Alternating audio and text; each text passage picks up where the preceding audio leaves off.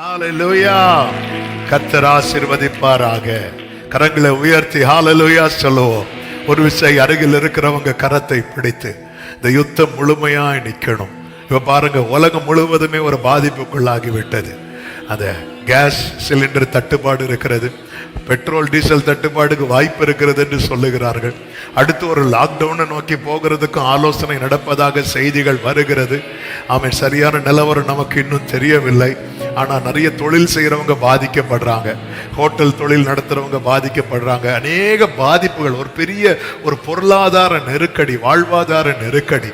ஆமே, கர்த்தர் இந்த யுத்தங்கள் எல்லாம் நிறுத்தி ஆமே எந்த ஒரு பாதிப்பும் வரக்கூடாது. ஆமே, பாருங்க, இந்த ஷார்ட்டேஜ் வரும்போது என்ன ஆகும் அப்படின்னா, விலையெல்லாம் ஏற்றிடுவாங்க, விலைவாசி ஏறிடும். அப்போ நார்மலாக மக்களுக்கு என்ன பண்ண முடியாதுன்னா, அது வாங்க முடியாமல் ரொம்ப ரொம்ப ஒரு பரிதாபமான ரொம்ப ஒரு வேதனையா.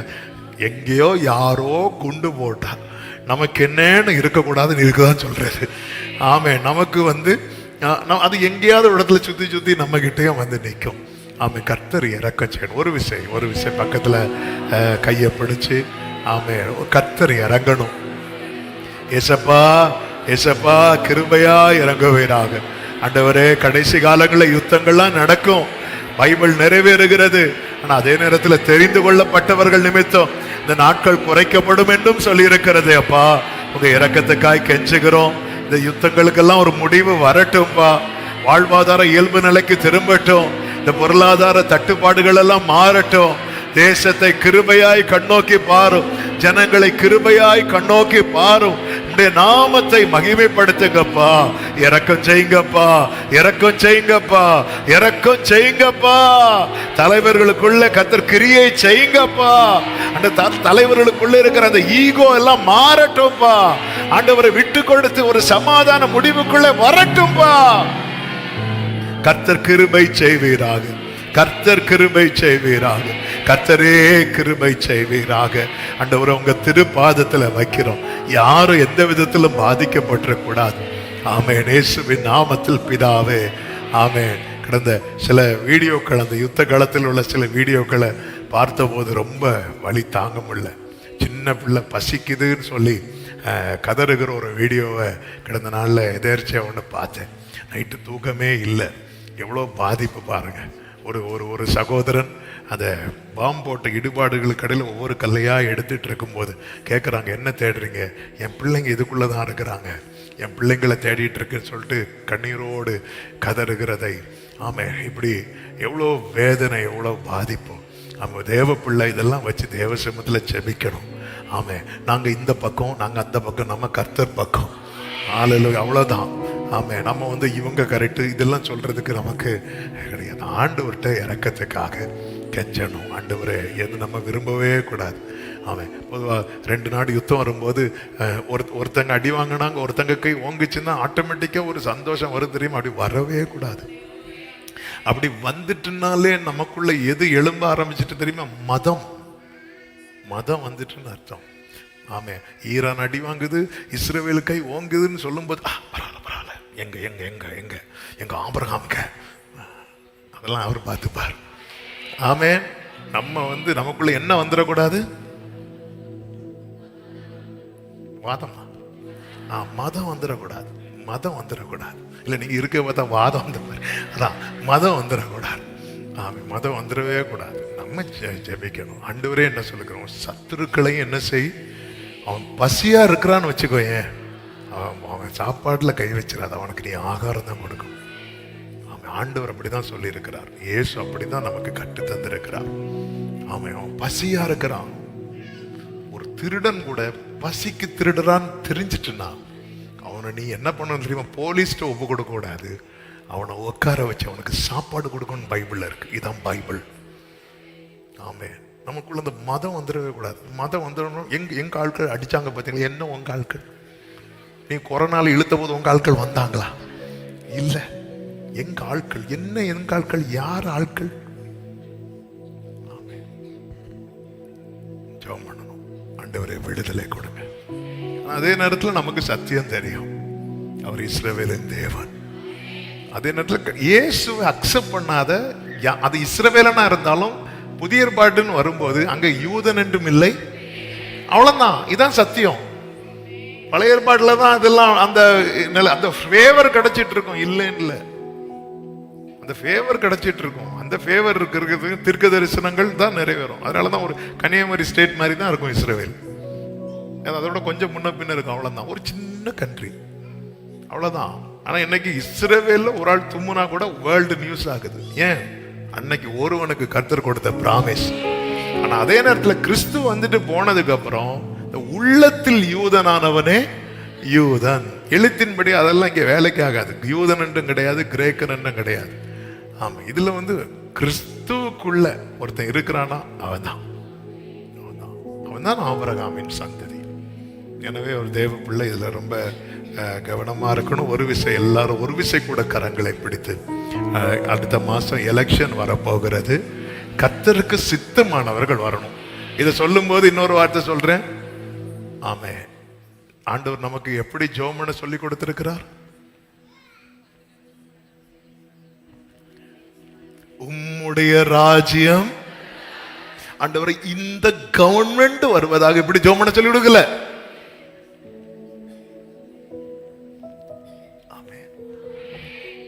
சில காரியங்கள்லாம் கொஞ்சம் இடிக்கும். ஆண்டவரே இந்த கவர்மெண்ட் வருவதாக, பிலாத்துவை மாற்றி பேதுருவை வைப்பீராக, அப்படிலாம் ஜெபம் பண்ணி சொல்லிக் கொடுக்கல. Thy kingdom come, உம்முடைய ராஜ்யம் வருவதாக. ஆண்டவர்கிட்ட அப்படிதான் ஜெபிக்கணும். ஏன்னா கர்த்தர் அனுமதிக்காம யாரும் எந்த அதிகாரத்திலையும் இருக்க முடியாது.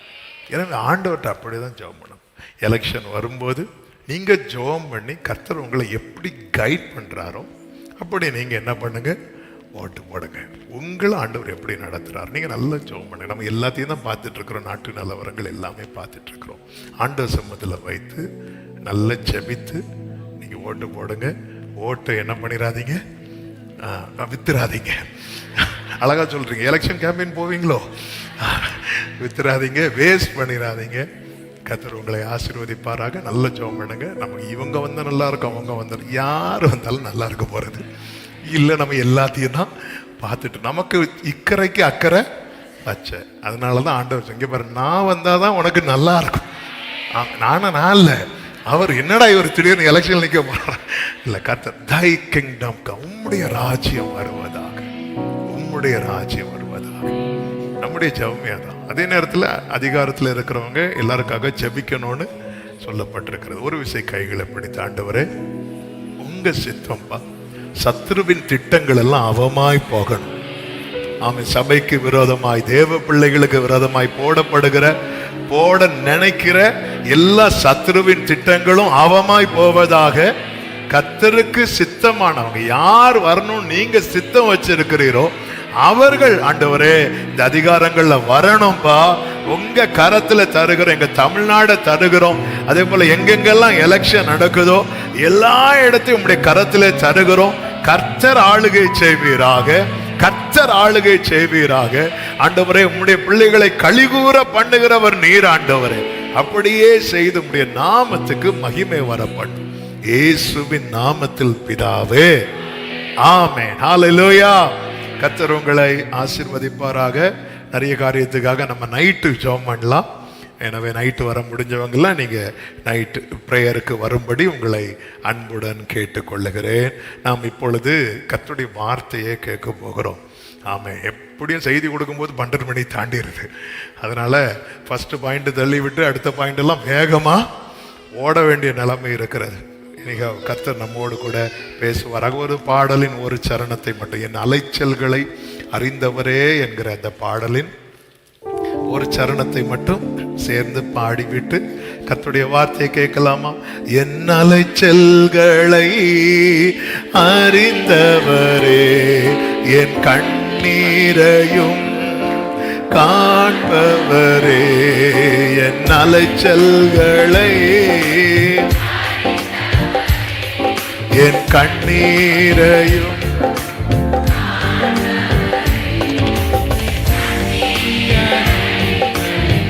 துருத்தியில் வைத்தவரே, என் கண்ணீரை எல்லாம் கணக்கில் வைத்தவரே. என் கண்ணீர் அனைத்தையும், என் கண்ணீர் அனைத்தையும் ஹல்லேலூயா. என் கண்ணீரை எல்லாம் கைகளை உயர்த்தி சொல்லுங்க. நான் பயப்படும் நாட்களில், நான் பயப்படும் நாட்களில் உம்மை நம்பிடுவேன். என் அச்சத்தின் நேரத்தில், நான் பயப்படும் நாட்களில், நான் பயப்படும். ஹல்லேலூயா. நீங்க தான் எங்க தஞ்சம் ஆண்டவரே, நீங்க தான் எங்க மறைவிடம் அப்பா, நீங்க தான் எங்க அடைக்கல் ஆண்டவரே, நீங்க தான் எங்களுக்கு எல்லாம் ஆண்டவரே. ஆமே.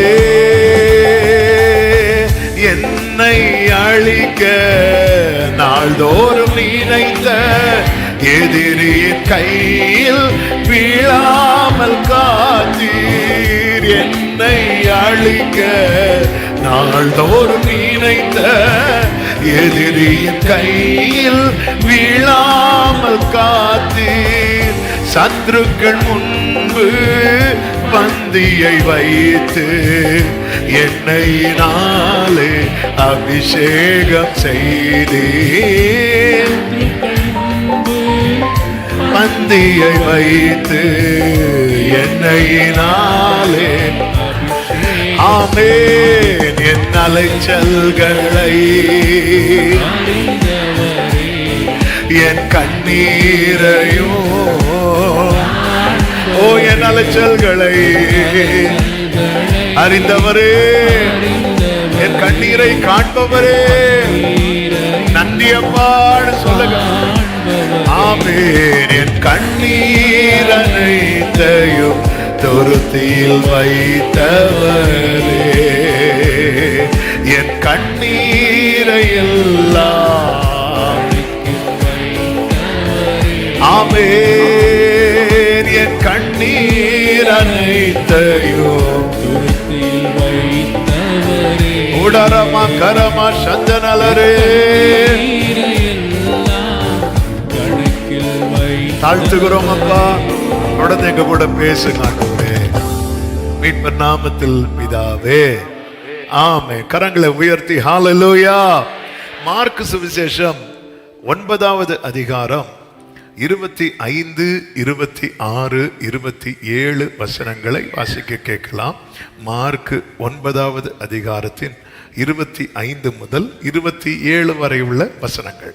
அப்பொழுது ஜனங்கள் கூட்டமாய் ஓடி வருகிறதை இயேசு கண்டு அந்த அசுத்த ஆவியை நோக்கி, ஊமையும் செவிடுமான ஆவியே, இவனை விட்டு புறப்பட்டு போ, இனி இவனுக்குள் போகாதே என்று நான் உனக்கு கட்டளையிடுகிறேன் என்று அதை அதட்டினார்.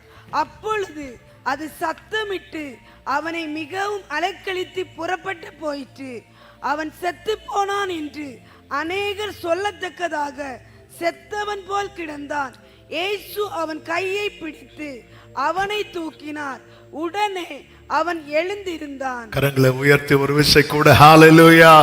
இந்த மாதத்துல அதிகமாய் பார்த்த, கேட்ட, ஆமென், படித்த வேத பகுதி என்று சொல்லலாம். கர்த்தர் நமக்கு தந்த வார்த்தை இது. ஒரு தகப்பன் தன் மகனை இயேசுவின் இடத்திலே அழைத்து கொண்டு வருகிறான். அவனை ஒரு ஆவி அலைக்கழிக்கிறது, ரொம்ப கஷ்டப்படுத்துது, தீயிலும் தண்ணீரிலும் தள்ளி கொண்டே இருக்கிறது. ரொம்ப நாட்களா இது நடக்கிறது. சீஷர்கள் இடத்துல முதல்ல கொண்டு வருகிறான். இயேசுவின் இடத்துல தான் கொண்டு வந்தான். அப்பொழுது இயேசு அங்கே இல்லை, அவர் மலையிலே ஜெபிக்க போய்விட்டார். அவரோடு கூட பேதுரு, யோவான், யாக்கோபு செல்லுகிறார்கள். மற்ற 9 சீஷர்களும் கீழே இருக்கிறாங்க. அவங்க ஜெபித்து பார்க்குறாங்க, இந்த பேயை விரட்டி பார்க்குறாங்க. ஆனால் அவங்களால கூடாமற் போயிட்டு என்று சொல்லப்பட்டிருக்கிறது. பல நேரத்தில் நம்ம சில கருத்து நம்ம எவ்வளோ ஜெபம் பண்ணாலும் சில நேரத்தில் நமக்கு அதுக்கான விடைய சொல்யூஷன் என்ன செய்ய முடியாதுன்னா பார்க்க முடியாது. ஆமென். அதுவும் ஒரு நன்மையாக தான் இங்கே அமைந்தது. அவங்க ஜெபம் பண்ணி விடுதலை கிடைச்சிருந்தா இவன் யாரை சந்தித்திருக்க மாட்டான் தெரியுமா? இயேசுவை சந்தித்திருக்க மாட்டான். சில காரியங்கள் கர்த்தர் இன்னும் உங்களுக்கு பதில் தராம இருந்த காரணத்தினால தான் இன்னைக்கு நீங்க அவர் பாதத்துல வந்து உட்கார்ந்து இருக்கிறீங்க. கர்த்தர் எதையுமே தீமையாய் செய்ய மாட்டார். எல்லாவற்றையும் நன்மையாய் செய்கிற தேவன். ஒரு ஆமேன் சொல்லுங்க பார்க்கலாம். இப்பொழுது இயேசு அங்கே வருகிறார். வந்தபோது ஒரு பக்கம் கொஞ்சம் பேர் கலகம் பண்றாங்க, தர்க்கம் பண்றாங்க, எல்லாம் பண்ணிட்டு இருக்கும்போது இயேசுவின் இடத்துல இந்த தகப்பன் சொல்லுகிறான் தன் மகனுடைய நிலைமையை. அப்பொழுது இயேசு இது உண்டாகி எவ்வளவு காலம் ஆயிற்று என்று கேட்டு அறிகிறார். ஆமென். பிரச்சனையை கேட்கிறாரு. அது இந்த பிரச்சனை எவ்வளவு நாட்களா இருக்கிறது, எவ்வளவு காலமா இருக்கிறது, அதையும் கேட்டறிகிறார். ஒன்றை புரிந்து கொள்ளுங்கள், நான் செய்திக்குள் போகவில்லை. ஆனால் ஆண்டவர் ஒரு காரியத்தை குறித்து நம்ம கிட்ட விசாரிக்கிறார்னு வச்சுக்கோங்களேன். அதற்கான தீர்வை கர்த்தர் ஏற்கனவே செட் பண்ணி வச்சிட்டார்னு அர்த்தம். ஆமா, இப்போ அடுத்த ஒரு கேள்வி கேட்கலாம். கர்த்தர் என் காரியத்தை விசாரிக்கிறார் என்பதை நான் எப்படி அறிந்து கொள்ள? ஆமா, இது ஒரு பெரிய ஒரு கொஸ்டின். கர்த்தர் என் காரியத்தை அன்னைக்குன்னா ஓகே, இயேசு மாம்சமாக இந்த பூமியில வாழ்ந்து கொண்டிருந்தார், அவர் கேட்டு அறிந்தார்னு சொல்லலாம். கர்த்தர் என் காரியத்தை விசாரிக்கிறார் என்பதை நான் எப்படி அறிந்து கொள்ளனா, என் பிரேயர் ஃப்ளோ ஆக ஆரம்பிக்கும். என் மனசுல இருக்கிறத நான் ஓபன் பண்ண ஆரம்பிச்சிடும். சும்மாலாம் மனசுல இருக்கிறத சொல்லவே முடியாது. நம்முடைய ஜெபத்துல பல வார்த்தைகள் வெறும் உதட்டின் வார்த்தைகள் தான். உங்க ஹார்ட் ஓபன் ஆகி நீங்க பேச ஆரம்பிக்கிறீங்கனால புரிஞ்சுக்கோங்க, கர்த்தர் விசாரித்து கொண்டிருக்கிறார் என்ற அர்த்தம். அப்படி உங்க ஹார்ட் ஓபன் ஆகி நீங்க பேச ஆரம்பிச்சிட்டீங்கன்னா அதற்கான சொல்யூஷன் கண்டிப்பாக இருக்கிறது என்று அர்த்தம். ஆமென் சொல்லுங்க பார்க்கலாம். சில நேரத்தில் சில காரியத்துக்காக ரொம்ப ஜெபம் பண்ணணும் போ, நம்ம ஹார்ட் ஓப்பனே ஆகாது. அதனால என்ன ஆகும் தெரியும், நமக்கு உதட்டில் எவ்வளோ வார்த்தைகள் இருக்கிறதோ அவ்வளோ, அதுக்கு மேலே நமக்கு ஜெபிக்க வராது. ஆனால் சில நேரத்தில் நம்ம பாரப்பட்டு ஜெபிக்கும் போது நம்ம இருதயம் உடஞ்சி நம்ம நிறைய ஆண்டவர் சமூகத்தில் பேச ஆரம்பிப்போம் தெரியுமா. இங்கே ஒரு தகப்பன் அவன் சொல்லிட்டே இருக்கிறான். இப்பொழுது எழுத்தின்படியாய் அவன் இயேசுவை நம்ம மாம்சமாய் பார்க்க முடியாது. ஆனா ஒன்று தெரியும், 2 பேர் அவர் நாமத்துல கூடினால இருக்கிறேன் என்றவர். இன்னைக்கு நம்ம ஆண்டவர் சமூகத்துல கூடி இருக்கும் போது நம்மை விசாரிக்கிற கர்த்தர் நம்ம மத்தியிலே இருக்கிறார். நம்மை விசாரிக்கிற கர்த்தர் நம்ம மத்தியிலே இருக்கிறார். கைகளை உயர்த்தி சத்தமா ஆமென் சொல்லுங்க பார்க்கலாம். அவர் விசாரிக்கிறார்னாலே ஆகாரை ஏன் அழுகிறாய்னு விசாரிக்கிறதுக்கு முன்னாடி கர்த்தர் விசாரிக்கும் போது துறவு ஓப்பனா இருந்திருக்கிறது. துறவை திறந்து வைத்துட்டு தான் விசாரிக்கிறார்.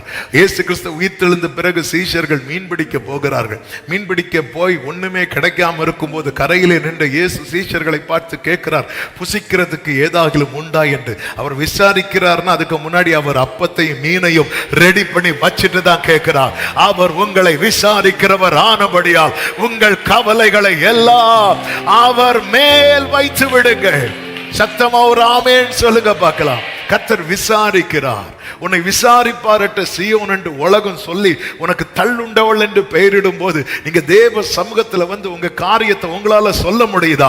உங்க இருதயத்தை திறந்து தேவனோடு பேச முடிகிறதா? உன்னை விசாரிப்பாரட்டவள் என்று சொல்லுகிற கண்களுக்கு முன்னதாகவே கர்த்தர் உங்களை எப்படி சொல்ல வைப்பார் தெரியுமா? நீ தேடி கொள்ளப்பட்டதென்றும், நீ கைவிடப்படாத நகரம் என்றும், நீ எத்சிபா என்றும், நீ பியூலா என்றும் பெயர் படும்படிக்கு கர்த்தர் சொல்ல வைப்பார். கைகளை உயர்த்தி ஆமென் சொல்லுங்க பார்க்கலாம். இப்பொழுது கர்த்தர் விசாரித்து என்ன செய்கிறார் என்றால், இங்கே அந்த மகனுக்கு ஒரு தீர்வை கொடுக்கிறார், ஒரு விடுதலை கொடுக்கிறார். இந்த விடுதலை எப்படிப்பட்ட விடுதலை என்றால் நிரந்தர விடுதலை, நிரந்தர தீர்வு. இன்னைக்குள்ள செய்தியே இதுதான். கர்த்தர் நிறைய காரியத்துக்கு ஒரு 2 நாள் விடுதலை, 2 மாசம் விடுதலை அல்ல, ஒரு நிரந்தர விடுதலை, ஒரு நிரந்தர தீர்வை கர்த்தர் தர போகிறார். ஒரு பெர்மனன்ட் சொல்யூஷன்.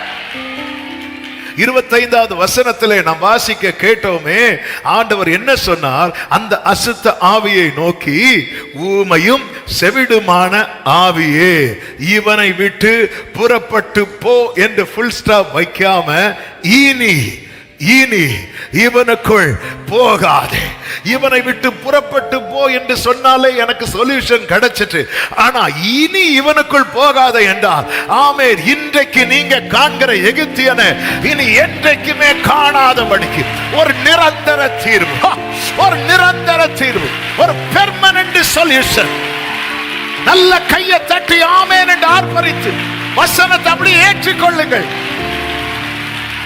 ஹalleluya, ஹalleluya, ஹalleluya.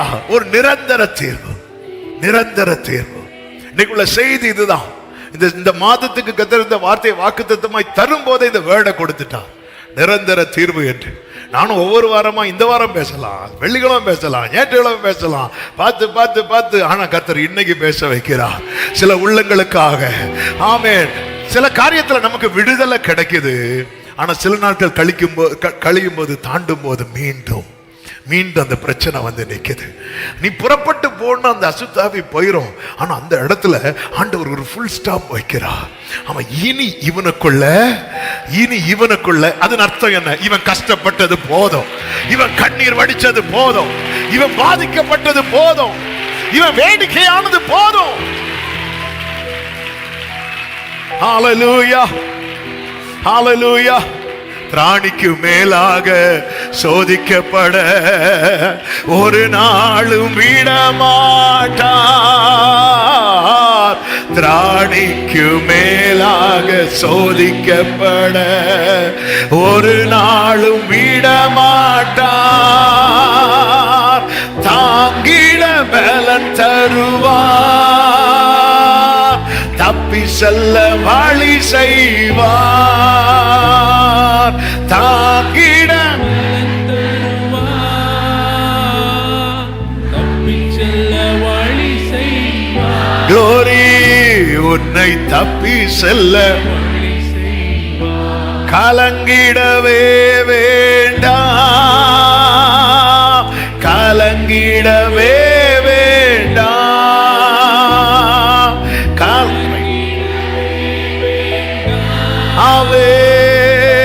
கலங்கிடவே வேண்டாம், நம் இயேசு கைவிட மாட்டார். ஆமென். இயேசு கைவிட மாட்டார். ஆண்டவர் ஒரு ஃபுல் ஸ்டாப் வச்சிட்டாருன்னு வைங்களேன். அதுக்கு மேல அந்த பிரச்சனைக்கு, அந்த சத்துருவுக்கு, அந்த காரியத்துக்கு நம்முடைய வாழ்க்கையில். அதனாலதான் வேதம் சொல்லுகிறது, உன்னோடு போராடினவர்களை நீ தேடி. அதன் அர்த்தம் என்ன? அந்த காரியத்துல கர்த்தர் உனக்கு எப்படிப்பட்ட தீர்வை தந்திருக்கிறார் தெரியுமா? நிரந்தர தீர்வு, நிரந்தர தீர்வு.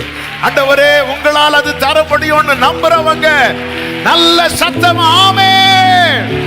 எனவேதான் வேதம் சொல்லுகிறது, யோவான் 8:36, குமாரன் உங்களை விடுதலை ஆக்கினால் மெய்யாகவே விடுதலை ஆவீர்கள். ஒரு நிரந்தர தீர்வு. ஆமென் சொல்லுங்க பார்க்கலாம். 3 காரியங்களுக்கு கர்த்தர் நிரந்தர தீர்வை தருகிறத இந்த நாளிலே நம்ம கொஞ்சம் வேகமாய் பார்க்க போகிறோம். நிறைய காரியம் இருக்கிறது. ஆனா இந்த 3க்குள்ள உங்க காரியம் சம்பந்தப்பட்டு இருக்கும் என்று நான் நம்புகிறேன். அப்படி அதனாலதான் கர்த்தர் இன்னைக்கு நீங்க இங்க வந்து சமீபத்திலும் சரி தூரத்திலும் சரி இந்த செய்தி உங்க காதுல விழுந்துட்டே இருக்கிறது. கர்த்தர் கேட்க வைத்து கொண்டே இருக்கிறார். ஒருவேளை இப்பதான் நீங்க இதை ஆன் பண்ணி இருக்கலாம். கர்த்தர் இந்த சத்தத்தை கேட்க வைத்து கொண்டே இருக்கிறார். ஒரு நிரந்தர தீர்வு, ஒரு நிரந்தர ஒரு விஷயம். கண்களை மூடி ஆமென். ஒரு நிமிஷம் ஜெபம் பண்ணுவீங்களா? எனக்கு இந்த காரியத்துல எனக்கு ஒரு பெர்மனன்ட் ரிலீஃப் வேணாம் ஆண்டவரே. ஆமென் அப்பா. நீங்க சொன்னீங்களே, நீ வேதனை நீங்கி 12 வருட பெரும்பாடு உள்ள ஸ்திரீக்கு கர்த்தர் வந்து 1 மாசம் விடுதலை கொடுக்கல. இனி அந்த வேதனை இல்லாத ஒரு விடுதலை, ஒரு நிரந்தர தீர்வு. நீ இவனை விட்டு புறப்பட்டு போ. இனி இவனுக்குள்ள, இனி இவளுக்குள்ள, இனி ஆண்டவர் அப்படி ஒரு ஃபுல் ஸ்டாப் வச்சீங்களேப்பா. ஆண்டவர் என் வாழ்க்கையில நீங்க அதை செய்ய வல்லவர் அப்பா. என் குடும்பத்துக்கு நீங்க அதை செய்ய வல்லவர் அப்பா. ஒரு நிரந்தர தீர்வு, ஒரு நிரந்தர தீர்வு இயேசுவின் நாமத்திலே. ஆமென் சொல்லுங்க பார்க்கலாம். தாவீது வாழ்க்கையில ஒரு காரியத்துல கர்த்தர் ஒரு நிரந்தர தீர்வை கொடுத்தார். அதை தான் தாவீது இப்படி சொல்லுகிறார். வாசிக்க கேட்கலாம். சங்கீதம் 56 அதனுடைய 8வது வசனம். என் அலைச்சல்களை தேவரீர் எண்ணி இருக்கிறீர். என் கண்ணீரை உம்முடைய துருத்தியில் அவைகள் உம்முடைய கணக்கில் அல்லவோ உள்ளது. தாவீதின் வாழ்க்கையில எதற்கு ஆண்டவர் ஒரு பெரிய விடுதலை கொடுக்கிறார் அப்படின்னா, அலைச்சல்களுக்கு. தாவீதின் அலைச்சல்கள். ஆமென். கடந்த நாள்ல அதை ஆண்டவர் பார்க்க வைத்த போது உண்மையில அழுகதான் வந்துச்சு. இருதயத்துக்கு ஏற்றவன், தேவனை துதிக்கிறவன், தேவனுக்கு பிரியமானதை செய்ய விரும்புகிறவன். அப்படிப்பட்ட தாவீதின் அலைச்சல்கள் அது கொஞ்சம் அல்ல. வேகமாய் சொல்லுகிறேன். அந்த அந்த அந்த அந்த அந்த லைன், தாவீது அலைச்சல்கள், ஒரு இடத்துல பெர்மனண்டா இருக்க முடியாத ஒரு நிலையில் இருந்தவன் தான் தாவீது. இந்த தாவீது பார்த்தீங்கன்னா அவனுக்கு ஒரு வீடு உண்டு, அவனுக்கு ஒரு குடும்பம் உண்டு, தகப்பன் உண்டு, தாய் உண்டு, சகோதரர்கள் உண்டு. ஆனால் தாவீது அவனோட அதிகமாய் செலவழித்தது எங்க அப்படின்னு பார்த்தீங்கன்னா அவன் காட்டுல தான் அதிகமாய் செலவழித்திருப்பான். அவன் நினைச்சது போன டைம்லாம் வீட்டுக்கு வர முடியாது, அவனை கூப்பிட்டு விட்டாதான் வீட்டுக்கு வர முடியும். அவன் காட்டில் ஆடு மேய்த்து கொண்டிருக்கும் போது அவன் தகப்பன் ஆட்களை அனுப்பி கூப்பிட்டு விடுகிறான். ஏனென்றால் சாமுவேல் வந்திருக்கிறான். அப்படி காட்டிலிருந்து வீட்டுக்கு கொண்டு வரப்படுகிறான். வீட்டுக்கு கொண்டு வரப்பட்ட தாவீது அதன் பிறகு வீட்டிலிருந்து எங்கே கொண்டு வந்து நிறுத்தப்படுகிறான் என்றால் சவுலினிடத்திலே கொண்டு வந்து நிறுத்தப்படுகிறான். சவுலிடத்திலே கொஞ்ச நாள் நிறுத்தப்பட்டதும் திடீரென்று யுத்தம் வந்தது.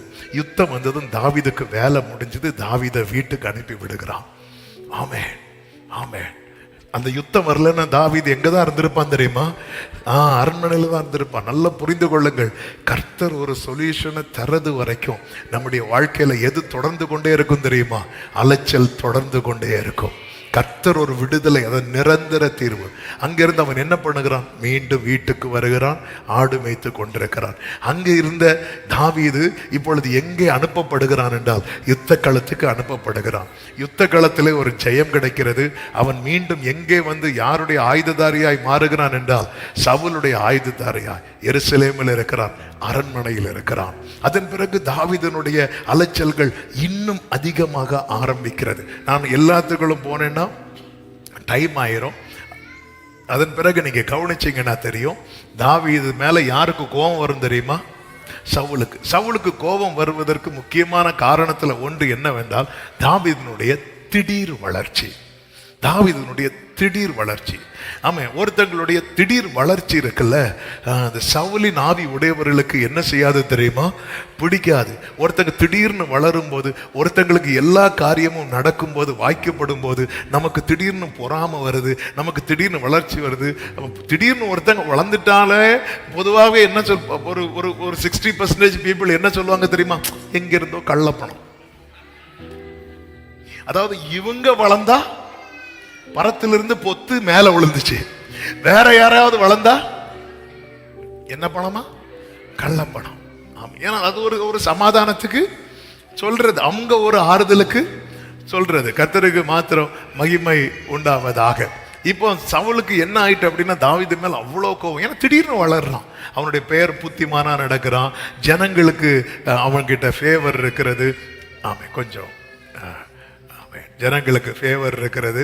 கர்த்தருக்கு மாத்திரம் மகிமை உண்டாவதாக. இப்போ என்னாச்சு? தாவீதை கொலை செய்தே ஆகணும் அப்படிங்கிற நிலையில் இருக்கும்போது தான் தாவீதின் வாழ்க்கையில் அவன் நினைச்சிட்டான், செட்டில் ஆயாச்சு, கல்யாணம் பண்ணி வச்சாச்சு, ராஜாவுக்கு மருமக நம்ம அப்படியே இங்கே இருந்து செட்டில் ஆயிடலாம் நினைக்கும் போது ஒரு ஓட்டத்தை ஆரம்பிக்கிறான். பாருங்க, நான் அதை அப்படியே அந்த ஆர்டரை கொஞ்சம் வேகமாக ஷார்ட் பண்ணி சொல்றேன். ஆமென். அவன் என்ன செய்கிறான் தெரியுமா? தாவீதை சவுல் கொலை செய்ய நினைக்கிறான் அப்படின்னு நினைக்கும் போது அவன் புறப்பட்டு எங்க ஓடுகிறான் அப்படின்னா ராமாவில் இருக்கிற சாமுவேல் இடத்தில் ஓடுகிறான். 1 சாமுவேல் 19:18. ராமாவில் இருக்கிற சாமுவேல் இடத்தில் ஓடுகிறான். எதுக்குன்னா இந்த விஷயத்தெல்லாம் யார்கிட்ட சொல்லணும்? சாமுவேல் கிட்ட சொல்லணும். அங்க போய் சொல்லும் போது சாமுவேலும்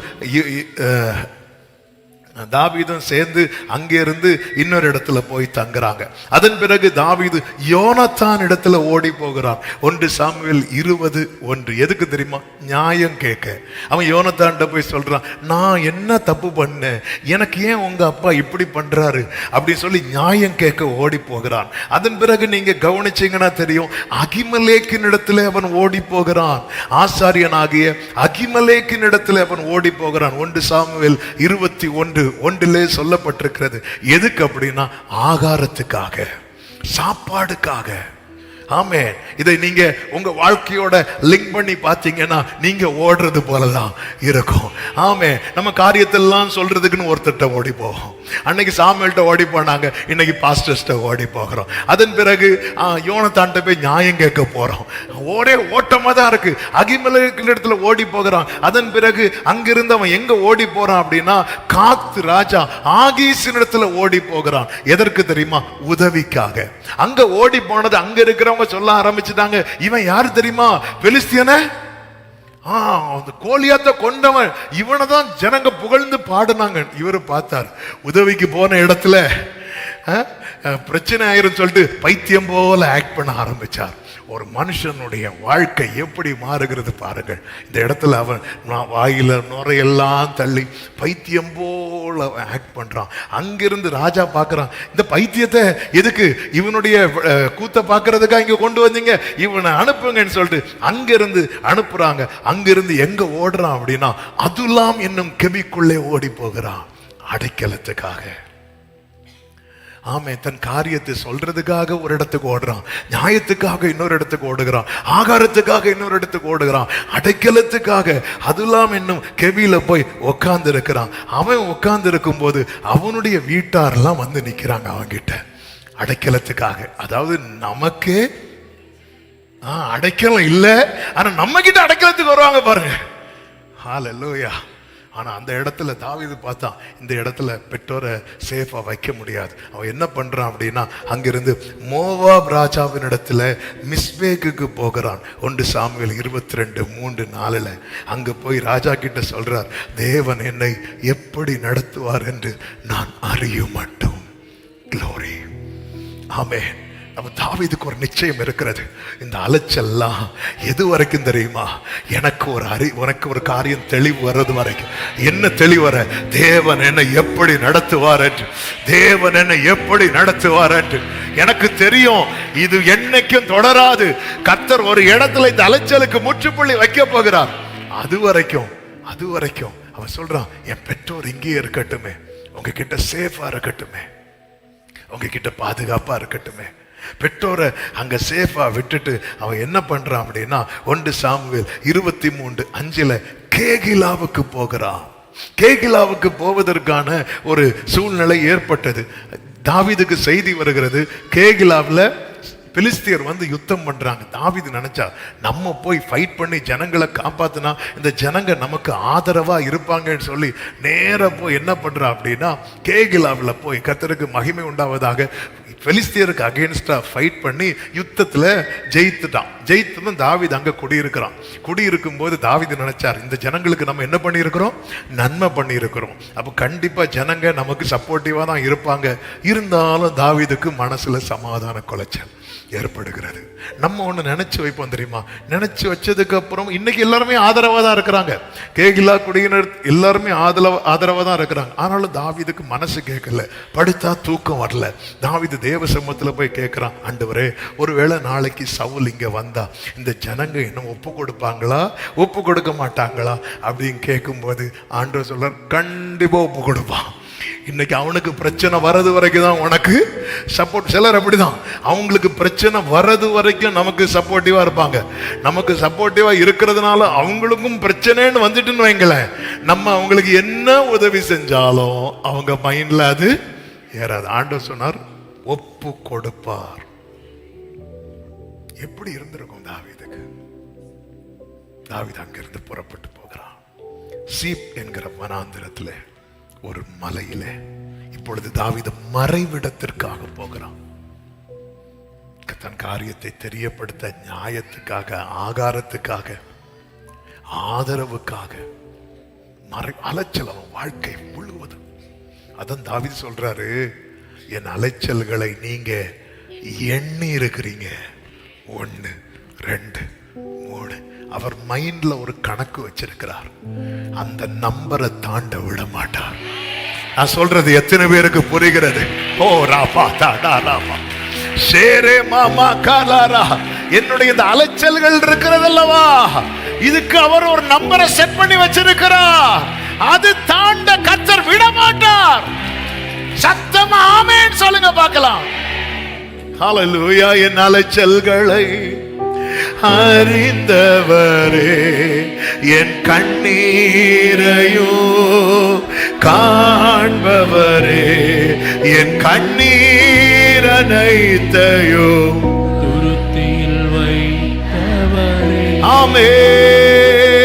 என் கண்ணீரை எல்லாம் கணக்கில் வை. ஹல்லேலூயா. கேகிலாவிலிருந்து அவன் புறப்பட்டு போய் சீப் என்கிற வனாந்திரத்தில் இருக்கிற ஒரு மலையிலே தரித்திருந்தான் என்று 1 சாமுவேல் 23:14 சொல்லப்பட்டிருக்கிறது. ஆமென். சவுல் அனுதினம் அவனை தேடியும் தேவன் அவனை அவன் கையிலே ஒப்பு கொடுக்கவில்லை. அதன் பிறகு சவுல் இன்னும் தீவிரிக்கிறான். 1 சாமுவேல் 23:23 சொல்லப்பட்டிருக்கிறது, அவன் ஒளித்துக் கொண்டிருக்கும் எல்லா மறைவிடங்களையும் பார்த்தறிந்து நிச்சய செய்தி எனக்கு கொண்டு வாருங்கள், அப்பொழுது நான் உங்களோடு கூட வந்து அவன் தேசத்தில் இருந்தால் யூதாவில் இருக்கிற சகல ஆயிரங்களுக்குள்ளும் அவனை தேடி போவேன் என்றான். எல்லா மறைவிடங்களுக்கும் இப்ப ஆட்களை அனுப்புறான், ஜனங்களை அதுக்கு நேராய் திருப்புகிறான். ஆமென். 25வது வசனத்தில் சொல்லப்பட்டிருக்கிறது, சவுலும் அவன் மனுஷரும் தாவீதை தேட வருகிறார்கள் என்று அவனுக்கு அறிவிக்கப்பட்ட போது அவன் கன்மலையிலிருந்து இறங்கி, ஆமென், அப்போ அந்த கன்மலையில இருக்க முன்னாடி ஏறி உட்காந்து, எப்பாடா பிரச்சனை முடிஞ்சிட்டு இருக்கும் போது இல்ல பிரச்சனை வருது, அவன் அப்படி இறங்குறான். இறங்கி மாக்கோன் வனாந்திரத்துக்கு போய் அங்க தங்குறான். அங்கேயும் சவுல் பின்தொடர்கிறான் என்றதும் அங்கிருந்து என்கேதியில் உள்ள 1 சாமுவேல் 23:29 என்கேதியில் உள்ள அரணிப்பான இடங்கள்ல போய் தங்குறான். ஒரு இடத்துல நிம்மதியா இருக்க முடியல. இது அலைச்சல்கள்.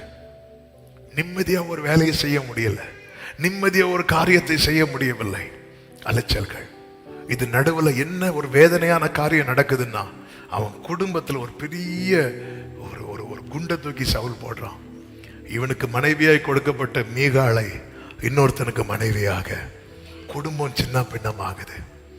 அலைச்சல்கள். ஆனாலும் சொல்றான், ஆமே ஆண்டவரன் எப்படி நடத்துறார், இது எங்க போய் முடியுதுன்னு எனக்கு பார்க்கணும். ஆமே, சவுல் என்ன செய்ய போறான்னு பார்க்கணும் இல்ல, தேவன் என்னை எப்படி நடத்துறார் என்று நான் பார்க்கணும். தேவன் என்னை, அவனுக்கு ஒரு நம்பிக்கை இருக்கிறது, அவர் எண்ணி எண்ணி வச்சிருக்கிறார், எண்ணி வச்சிருக்கிறார். அந்த வேர்டு தான் கடந்த நாள்ல என்னோட அதிகமாய் பேசினது. எனவேதான் தாவீது பயணித்த பாதைகளை ஆண்டவர் பார்க்க வைத்த போது உள்ளமெல்லாம் உடைஞ்சது. ஆமே, நம்ம ஒரு வீட்டுல இருந்து இன்னொரு வீடு மாறுறதுக்கு அவ்வளவு கஷ்டப்படுறோம். இந்த தாவீதை பாருங்க, திடீர்னு பார்த்தா மேல இருப்பார், திடீர்னு பார்த்தா கீழே இருப்பார். அதாவது எப்போ என்ன நடக்கும்னு தெரியாத ஒரு வாழ்க்கை. என்கேதியில் உள்ள அரணிப்பான பட்டணத்தில் இருக்கிறான். 1 சாமுவேல் 25:1 ஒரு செய்தி வருகிறது, சாமுவேல் மரித்தான் என்று. ஆமே, தாவீதுக்கு இருந்த ஒரே ஆதரவு, 2 ஆதரவு. 1 சாமுவேல், இன்னொன்னு யார் தெரியுமா? யோனத்தான். ஆனா யோனத்தான் ஹெல்ப்லெஸ் ஆயிட்டார், அவரால் இனி ஒன்றும் பண்ண முடியாது. இப்போ இருக்கிற ஒரே ஒரு நம்பிக்கை ஆறுதல் யாரு தெரியுமா? சாமுவேல். நம்முடைய அலைச்சல்கள்ல சில நேரத்தில் இப்படிப்பட்ட இழப்புகளின் செய்திகள் இருக்கிறது அல்லவா, நம்ம நொறுங்கி விடுவோம், நம்ம உடைந்து விடுவோம். வேதம் சொல்லுகிறது, அவனுக்காக துக்கம் கொண்டாடின பிறகு ராமாவில் இருக்கிற அவனை அடக்கம் பண்ணிவிட்டு வேதம் சொல்லுகிறது, அவன் எங்க போறான் அப்படின்னா, ஆமே, பாரான் வனாந்திரத்துக்கு தாவீது புறப்பட்டு போகிறான். ஒரு செய்தி. சில வீட்டுல பாருங்க, சில ஒரு துக்கமான காரியம் நடக்கும், அதன் பிறகு அவங்களால அந்த வீட்டில் இருக்க முடியாது, அப்படியே சேஞ்ச் ஆகும். ஒரு நல்ல வேலை பார்த்துட்டு இருக்கிற நல்ல வருமானம் உள்ள ஒரு நபர் அந்த வீட்டில் திடீர்னு இறந்துட்டாங்கன்னா, அந்த குடும்பம் அடுத்து அந்த வீட்டுக்கு வாடகை கொடுக்க முடியாம ஆயிரும், அந்த வீட்டில் தங்க முடியாத சூழ்நிலை வரும், அங்கிருந்து புறப்பட வேண்டிய நிலை. எப்படி ஒரு அலைச்சல் பார்த்தீங்களா? எத்தனை குடும்பம். அதுவரை அந்த வீட்டுல இருந்து நிறைய பிளான் பண்ணியிருப்பாங்க. சிலர் வீடை வித்துட்டு போக வேண்டிய நிலைமை இருக்கும், ஏன்னா அவங்க இருந்திருந்தா அப்படிங்கிற ஒரு கேள்வி இருக்கும். தாவீதின் வாழ்க்கையில சாமுவேல் மட்டும்தான் எனக்கு கொஞ்சம் ஆறுதலா இருந்துச்சு. அவர்கிட்ட ஓடி போவோம், ஏதாவது தேவ வார்த்தை 2 வார்த்தையை சொல்லுவார் ஆறுதலா. அவரை இறந்துட்டாரு. அலைச்சல்கள். ஆனாலும் அவருக்கு தெரியும், ஆமே, என் ஆவி என்னில் தியங்கும் போது நீர் என் பாதையை அறிந்திருக்கிறேன். நான் துன்பத்தின் நடுவில் நடந்தாலும் நீர் என்னை உயிர்ப்பிப்பீர். என் சத்துருக்களுக்கு விரோதமாய் நீர் கையை நீட்டுவீர், உமது வலது கரம் என்னை ரட்சிக்கும். சத்தமா ஆமென் சொல்லுங்க பார்க்கலாம். அதன் பிறகு 1 சாமுவேல் 26:1 சொல்லப்பட்டிருக்கிறது, சீப் வனாந்தரத்தில் உள்ள ஆகிலா மேட்டிலே அவன் இருக்கிறான். சீப் வனாந்தரத்துல. அதன் பிறகு மீண்டும் தாவீது எங்க ஓடுறான் அப்படின்னா ஆகீஸ் ராஜா கிட்ட ஓடுறான். 1 சாமுவேல் 27:2 மீண்டும் தாவீது தன்னோடு இருக்கிற 600 பேரோடு கூட எழுந்து ஆகீஸ் என்னும் காத்தின் ராஜாவின் இடத்துல போய் சேர்ந்தான். அவன் லைஃபை பாருங்க, இப்படி அலைந்து கொண்டே இருக்கிறான். ஆமே, ஆனால் கர்த்தர் இந்த அலைச்சல்களுக்கு ஒரு நிரந்தர தீர்வை கொடுத்தார். எனவேதான் சங்கீதம் 54:7 தாவீது இப்படி சொல்லுகிறார். அந்த வசனத்தை வாசிக்கலாம். அவர் எல்லா நெருக்கத்தையும் நீக்கி, வலது கரத்தை உயர்த்தி இந்த வார்த்தை எல்லாரும் அறிக்கை பண்ணுங்க. அவர் எல்லா நெருக்கத்தையும் நீக்கி என்னை விடுவித்தார். சத்தமா ஆமென். எல்லா நெருக்கத்தையும் நீக்கி விடுவித்தார். சாமுவேல் மரித்த செய்தி எப்படி அவன் காதுக்கு வந்ததோ அது போல சவுல் மரித்த செய்தியும் அவன் காதுக்கு வந்தது. என்ன அதன் அர்த்தம்? நான் அந்த சரித்திரத்துக்குள் போகாம ஆவிக்குரிய கண்ணோட்டத்தோடு போகிறேன். சில செய்தி உன்னை ஓட விட்டுச்சு, சில செய்தி உன்னை நிக்க வைக்க போகுது. glory glory. சில செய்தி உன்னை அலைய விட்டுச்சு, சில செய்தி உன்னை ஓட விட்டுச்சு. சில செய்தி விசுவாசிக்கிறவங்க நல்ல கையை தட்டி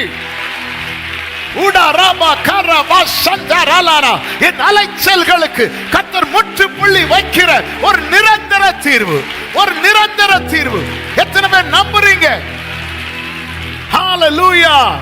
சில செய்தி உன்னை ஓட விட்டுச்சு, சில செய்தி உன்னை அலைய விட்டுச்சு. சாமுவேல் மரணம் அடைந்தான், எடுத்துரு ஓடு. இப்பொழுது செய்தி வருகிறது, சவுல் இல்ல, சவுல் இல்ல. ஆமென். எல்லா பயத்துக்கும், அதனாலதான் தாவீது சொல்லுகிறார், அவர் என்ன எல்லா பயத்துக்கும் நீங்களாக்கி விடுவித்தார். எல்லா பயத்துக்கும். ஹalleluya. நீங்க எதை குறித்து ரொம்ப அந்த பயம்தான் நம்முடைய வாழ்க்கையில இந்த அலைச்சல்கள். இப்பொழுது கர்த்தர் நாத்தான் தீர்க்கதரிசியை கொண்டு தாவீதோடு பேசுகிறார். 2 சாமுவேலின் புஸ்தகம் 7வது அதிகாரம் அதனுடைய 11வது வசனத்துல, உன்னுடைய எல்லா சத்துருக்களுக்கும் உன்னை நீங்களாக்கி இளைப்பாற பண்ணினேன். ஆமென் சொல்லுங்க பார்க்கலாம். அதன் அர்த்தம் ரொம்ப அலைகிறவங்களுக்கு கர்த்தர் கொஞ்சம் ரெஸ்ட் எடுக்கிற டைம் வச்சிருக்கிறார். ரெஸ்ட் எடுக்கிற டைம் வச்சிருக்கிறார். உன்னை ரிலாக்ஸ் பண்ணி இளைப்பாற பண்ணினேன். இப்போதும் கர்த்தர் உனக்கு வீட்டை, அப்ப இதுவரை ஏன் வீட்டை உண்டு பண்ணல? இதுவரை என்ன பண்ணிட்டு இருக்கிறான்? அலைஞ்சிட்டு இருக்கிறான். அப்போ தாவீதுக்கு கையில எல்லாம் உண்டு, 600 பேர் இருக்கிறாங்க. ஆண்டவர் இப்போதும் உனக்கு, அதன் அர்த்தம் என்ன தெரியுமா? இனி உன் வாழ்க்கையில என்ன இல்ல தெரியுமா? அலைச்சல் இல்ல. நீங்க நிறைய காரியத்துக்காக ஜெபம் பண்ணிட்டு இருக்கிறீங்கல்ல, அலைச்சலுக்கு முற்றுப்புள்ளி வைக்கும் போது ஒவ்வொரு காரியமும் வாய்க்கப்படும். அலைச்சலுக்கு அதனாலதான் ஆண்டவர் சொல்லுகிறார், வருத்தப்பட்டு பாரம் சுமக்கிறவர்களே நீங்கள் எல்லாரும் என்னிடத்தில் வாருங்கள், நான் உங்களுக்கு வீட்டை தருவேன் சொல்லல, இளைப்பாறுதல். அந்த இளைப்பாறுதல் உங்களுக்கு கிடைக்குதுன்னா அடுத்தடுத்த காரியங்கள் நடக்க போகுதுன்னு அர்த்தம். நம்ம இளைப்பாறுதல் அங்க போயிரும். அதனாலதான் பிராமிஸ் கார்டு எடுக்கும் போது நான் அடிக்கடி சொல்ல, ஒரு சகோதரிக்கு பிராமிஸ் கார்டு எடுத்து கொடுக்கும் போது வந்துச்சு, நான் உங்களுக்கு இளைப்பாறுதல் தருவேன், நீங்களே வச்சிடுங்க அப்படி சொல்லி தந்துட்டு போயிட்டு. ஆமென். முதல்ல இளைப்பாறுதல், ரிலாக்ஸ் பண்ணுவார், தேற்றுவார். அவருடைய பேர் என்ன தெரியுமா? தேற்றுகிறவர். ஹalleluya ஹalleluya. கருவில் என்ன சுமந்தத பார்த்தா அம்மானு கூப்பிடுவே, தோளின் மேல சுமந்தத பார்த்தா அப்பான்னு கூப்பிடுவே.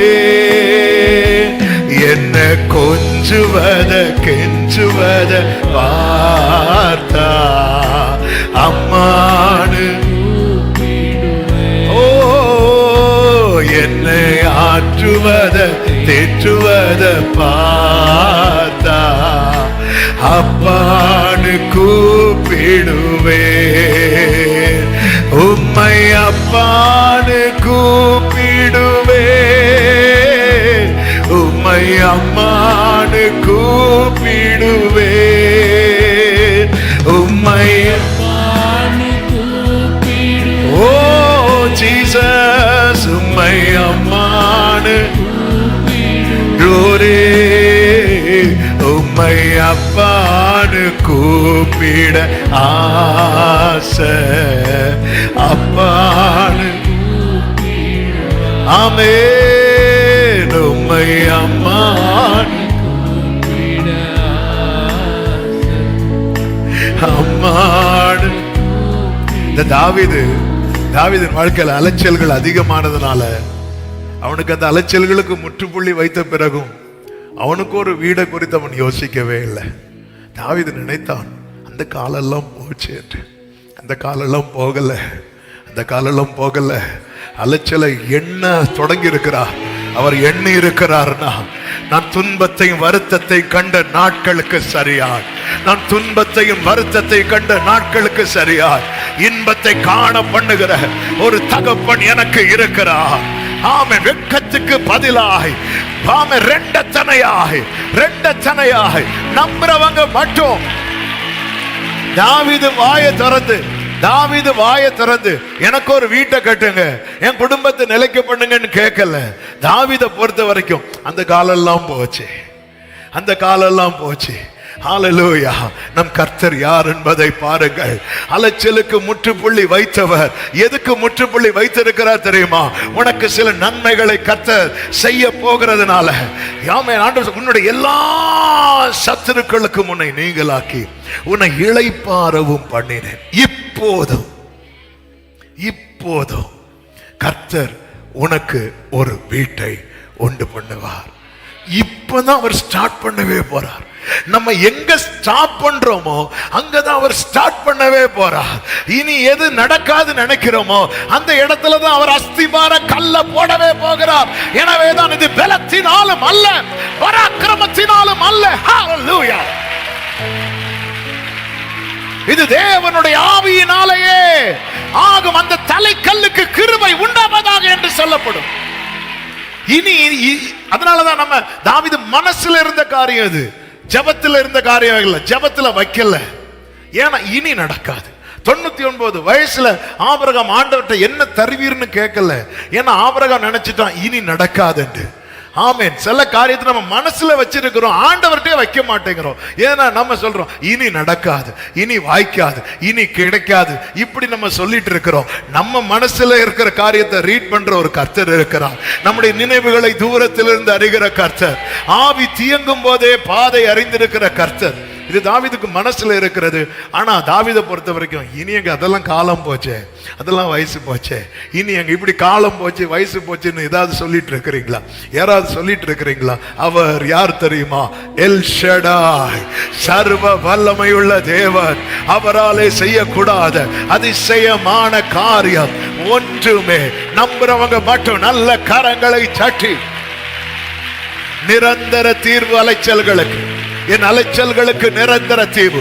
ஒரு விசை கைகளை உயர்த்தி, என் வாழ்க்கையில் இப்படிப்பட்ட அலைச்சல் இருக்கிறது என்று சொல்றவங்க கைகளை உயர்த்தி, ஆண்டவரே தாவீதுக்கு அலைச்சல்களுக்கு ஒரு முற்றுப்புள்ளி வைத்து ஒரு நிரந்தர தீர்வை கொடுத்தது போல இனி அவன் அலையாதபடிக்கு ஒரு நிரந்தர தீர்வை கொடுத்தது போல என் வாழ்க்கையிலும் கர்த்தாவே நீர் என் அலைச்சல்களை எண்ணி இருக்கிறீரப்பா, எண்ணி இருக்கிறீர் ஆண்டவரே, நீர் அறிவீரப்பா, நீர் அறிவீர் ஆண்டவரே. ஹல்லேலூயா. சத்தமா ஆமென் சொல்லுங்க பார்க்கலாம். கர்த்தருக்கு மாத்திரம் மகிமை உண்டாவதாக. ஆமென். நேரம் அதிகம் போகிறதுனால அடுத்த 2 பாயிண்டை சொல்லி நான் செபிக்க விரும்புகிறேன். 2வது, கண்ணீருக்கு நிரந்தர தீர்வு. ஏசாயா 30:19. எசேயா 30வது அதிகாரம் 19வது வசனம். சீயோனை சேர்ந்த ஜனங்கள் எருசலேமில் வாசமா இருப்பார்கள். இனி நீ அழுது கொண்டிராய். உன் கூப்பிடுதலின் சத்தத்துக்கு அவர் உருக்கமாய் இறங்கி அதை கேட்ட உடனே அவர் மறு உத்தரவு அருளுவார். ஹல்லேலூயா. நெடுநாள் ஒரு காரியத்துக்காய் அழுது கொண்டிருக்கலாம். அந்த கண்ணீருக்கு ஒரு நிரந்தர தீர்வு. அந்த காரியத்தை குறித்து இனி அழுகை வராதபடிக்கு கர்த்தரால் அந்த காரியத்தை களிப்பாய் மாற்ற முடியும். ஆமா, இன்னைக்கு இந்த காரியத்தை விசுவாசத்தோடு நீங்க கேட்கணும். இன்னைக்கு ஒரு பிரசங்கம் அல்ல உங்கள் மத்தியில சொல்லி கொண்டிருப்பது. ஆமென். ஆண்டவரால மட்டும் ஒரு நிரந்தர தீர்வை தர முடியும். வாழ்க்கை ஃபுல்லா கண்ணீர் வடித்து கொண்டு இருக்கிறீர்களா? உங்கள் தலை தண்ணீரும் கண்கள் கண்ணீருமா இருக்கிறதா? நீங்க எதை நம்பணும் தெரியுமா? இந்த கண்ணீருக்கு ஒரு நிரந்தர தீர்வு. ஆமென். சில கண்ணீர் பாருங்க, நம்ம அழுவோம், கொஞ்ச நாள் அழுகை இல்லாம இருக்கும், மீண்டும் அழுக வரும். இன்னைக்கு அநேகருடைய கண்ணீரின் பள்ளத்தாக்கு என்பது இப்படிதான் இருக்கிறது. அந்த கண்ணீரின் பள்ளத்தாக்கை கடக்கும் வரைக்கும் எப்போ அழுக வரும்னு தெரியாது. அது சில நேரத்தில் சில டைம் வந்து இந்த கம்பெனில எல்லாம் ஷிஃப்ட் வச்சு டியூட்டி கொடுப்பாங்க. பார்த்துருக்கீங்களா? ஒரு மாசம் நைட் ஷிஃப்ட் இருந்ததுன்னா அடுத்த மாசம் டே ஷிஃப்ட் இருக்கும். அதே மாதிரி தான் நிறைய ஒரு ஷிஃப்ட் வச்சு அழுவாங்க. பார்த்துருக்கீங்களா? சிலருக்கு சர்ச்சில் வந்தா ஒரு மாசம் அழுக வரும், அடுத்த ஒரு மாசம் சர்ச்சில் அழுவ மாட்டோம், வீட்டில் அழுவோம். சில நேரத்தில் காலையில் அழுவோம், சில நேரத்தில் நைட் இருந்து அழுவோம். நம்ம லைஃபை திரும்பி பார்த்தா ஷிஃப்ட் வச்சு தான். ஆமாம், கண்ணீரின் பள்ளத்தாக்க நம்ம இன்னும் கடக்கலைன்னு அர்த்தம். கண்ணீரின் பள்ளத்தாக்குல இருக்கிறோம். கொஞ்சம் அந்த நல்ல வெயில் அடிக்கும் போது திடீர்னு ஒரு மேகம் வந்து அந்த சூரியனை மறைக்கும் பாருங்க. அப்போ கொஞ்ச நேரம் நமக்கு என்ன கிடைக்கும் தெரியுமா? ஒரு நிழல் கிடைக்கும். அப்படியே இருக்கும்போது அந்த மேகம் பாய் சொல்லிட்டு போயிடும். அப்போ திடீர்னு அடுத்த வெயில் திரும்பியும் அடிக்கும் போது இன்னும் கஷ்டமா இருக்கும். அதோ நிழல் வந்துட்டு திரும்ப ஒரு வெயில் அடிக்கும் தெரியுமா? அசாமுக்கு போறதுக்கு முன்னாடி இதே சூட்டில் தான் இருந்தோம். அதே சூட்டில் தான் இருந்தோம், வேற ஒன்றும் இல்லை. அசாமில் போய் 3 வருஷம்லாம் இருக்கல, 3 நாள் தான் இருந்தேன். 3 நாள் நல்ல குளிர், மழை, பெரிய பிளாங்கெட்லாம் போட்டுட்டு மூடிட்டு தான் தூங்க முடியும். வந்து 3வது நாளில் அதே வெயில் தான் தொடர்கிறது. ஆனால் வந்து இறங்கி எல்லாமே கொலாப்ஸ் ஆன மாதிரி தாங்க முடியும். ஏன்னா கொஞ்ச நேரம் நமக்கு என்ன கிடைச்சி தெரியுமா? ஒரு குளிர் கிடைச்சிது. அதுக்கப்புறம் திருப்பியும் அதே வெயில், அதே தாக்கம், இதே போல இது தாண்டது வர. அப்போ ஒரு நிரந்தர கண்ணீருக்கு பதில் கிடைச்சிது. இப்போ கொஞ்சம் பரவாயில்ல. அவன் புருஷன் அடிச்சுட்டே இருந்தாங்கன்னு சொன்னீங்கல்ல சிஸ்டர், இப்போ அவர் அடிக்கல, இப்போ நான் தான் அடிக்கிறேன். இப்போ கொஞ்சம் பரவாயில்ல. இப்போ அப்படியே போகுது. திருப்பியும் பிரச்சனை வரும். சிலருக்கு சில வியாதி டிசம்பர்ல தான் வரும். பார்த்துருக்கீங்களா? அதாவது ஒரு நிரந்தர தீர்வு இல்லை. இங்க ஆண்டவர் நீ அழுது கொண்டிராயின்னு சொல்லாம இனி என்கிற ஒரு வேர்டு அங்க கொண்டு வைக்கிறார். அதன் அர்த்தம் என்ன? நீ எதுக்கு இத்தனை காலம் அழுதாயோ அதுக்கு ஒரு நிரந்தர சொல்யூஷனை கர்த்தர் தந்து விட்டார். ஆகார் வந்து என்ன சொல்லி அழுதா தெரியுமா? பிள்ளை சாகிறத பார்க்க மாட்டேன். ஏன்னா அவளுக்கு என்ன கிடைக்கல? தண்ணி கிடைக்கல. அதன் பிறகு ஆகார் வாழ்நாள் ஃபுல்லா எதுக்கு அழல தெரியுமா? தண்ணீருக்கு அழல. அதனாலதான் ஆண்டவர் வந்து நிரந்தர தீர்வு என்பது என்ன தெரியுமா? ஆண்டவர் உனக்கு அவன் துருத்தி அல்ல தரப்போகிறது, அவன் துறவை தரப்போகிறான். ஆமென். ஆபிரகாம் கொடுத்தது என்ன தெரியுமா? ஆபிரகாம் ஒரு தீர்வை கொடுக்கிறான், கர்த்தர் ஒரு நிரந்தர தீர்வை கொடுக்கிறார். ஆபிரகாம் துருத்தியை கொடுத்தான், ஒரு 3 நாளைக்கு ஓடும். ஆண்டவர் வந்து துறவை கொடுக்கிறார். இன்னைக்கு அந்த துறவுல தண்ணி வந்துட்டு தான் இருக்கிறது. என் கண்ணீருக்கு நிரந்தர தீர்வு. சத்தம் ஆமென் சொல்லுங்க பார்க்கலாம். நமக்கு கண்ணீர் என்றாலே நமக்கு நினைவில் முதல்ல வரக்கூடியது ஒண்ணு ஆகார், இன்னொன்னு யாரு தெரியுமா? அண்ணா. என்ன அழகா சொல்றீங்க, அண்ணாள். அப்போ இந்த பேதுரு தாவீது அழுததெல்லாம் உங்களுக்கு கண்ணிலே வராது, அப்படிதானே? அவங்களுக்கு பெண்கள் தான் வரும், நமக்கு அவங்கள தான் ஞாபகத்துக்கு வருது. ஆமென். இந்த அண்ணாளை நீங்க பாத்தீங்கன்னா அண்ணாளுடைய கண்ணீரை குறித்து சொல்லப்பட்டிருக்கிறது 1 சாமுவேல் 1:7. அவள் கர்த்தருடைய ஆலயத்துக்கு போகும் சமயத்தில் அவன் வருஷந்தோறும், இந்த வேர்டை நோட் பண்ணிக்கோங்க, வருஷந்தோறும். அப்போ 1-2 நாட்கள் அல்ல அன்னாளின் கண்ணீர் என்பது, வருஷந்தோறும். அவன் வந்து என்ன செய்வான்? அவளுக்கு அதிக பங்கு கொடுப்பான். அதை யார் மனமடிவாக்குவான்னா பெனினாள் மனமடிவாக்குவாள். அப்பொழுது அவள் சாப்பிடாமல் அழுது கொண்டு இருப்பாள் என்று சொல்லப்பட்டிருக்கிறது. இது 1 மாசம் 2 மாசம் காரியம் அல்ல, வருஷந்தோறும். ஆமே, குறையாம 10 to 15 வருஷமாவது இருக்கும் மினிமம். ஏன்னா பெனினாளுக்கு யார் இருக்கிறாங்க? குழந்தைகள் இருக்கு. எத்தனை பிள்ளைங்க இருக்கிறாங்க தெரியாது. ஆனா அன்னாள்கிட்ட வந்து எல்கானா சொல்வார், 10 பிள்ளைகளை பார்க்கிலும் நீ எனக்கு அதிகம் அல்லவா அப்படிம்பார். அன்னாள் கல்யாணம் பண்ணி கொஞ்சம் வருஷம் பார்த்து குழந்தை இல்லைன்னு வரும்போது தான் யாரை கல்யாணம் பண்ணியிருப்பார்? பெனினால கல்யாணம் பண்ணியிருப்பார். ஒரு 15-20 வருஷம் இருக்கும். அப்போ வருஷம் தோறும் எவ்ரி இயர் என்னைக்கு பெனினாள் கன்சீவாக ஆரம்பிச்சாலோ அன்னையிலிருந்து வலி ஆரம்பிச்சு எவ்ரி இயர். ஒருவேளை அன்னாள் சாராள மாதிரி சொல்லியிருப்பாங்க, என்கிட்ட தான் பிரச்சனை இருக்கு, நீங்க இன்னொரு கல்யாணம் பண்ணி குழந்தைய பெற்று. அந்த காலம் இது. சிலர் எல்லாம் நிமிந்து பார்க்கறாங்க, ஓஹோ அந்த காலம். ஆமே, இந்த காலத்துல ஒன்னே சமாளிக்க முடியல. ஆமே, அந்த காலம் இது. வருஷந்தோறும் அழுது கொண்டிருக்கிறார் எவ்ரி இயர். இவ அழுகைக்கு காரணம் என்ன? வேதம் சொல்கிறது, கர்த்தர் அவள் கற்பத்தை அடைத்தார். கர்த்தர் உன்னை அடைச்சதுனாலதான் நீ அழுறேனா, அதுக்கு ஒரு சொல்யூஷன் ஏற்கனவே செட் பண்ணி வச்சிருக்க. சத்தமா ஒரு ஆமேன்னு சொல்லுங்க பார்க்கலாம்.